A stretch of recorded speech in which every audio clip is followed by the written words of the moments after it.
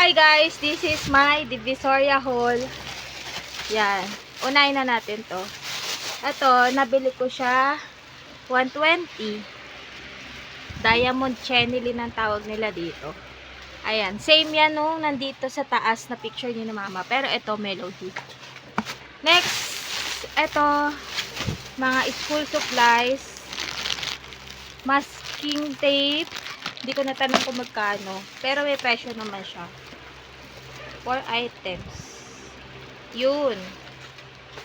Ang masking tape, 10 piso. 10 piso isang plastic. Tapos bumili ako ng HPW ball pen.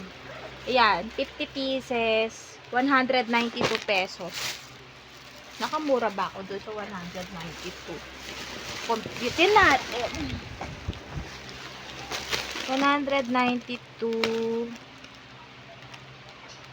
divide 50. So, okay. Mas mura. Mas mura kapag bibili ka ng ganito karaming. Ganito karami, 192 pesos. Next, yan. Kasama kandila, bumili din kami. 50 pesos. Tapos, grade 4 pad. Ayan, listahan ng mga umu-order. Yan, 127 pesos. So, that's it for today's video. Bye!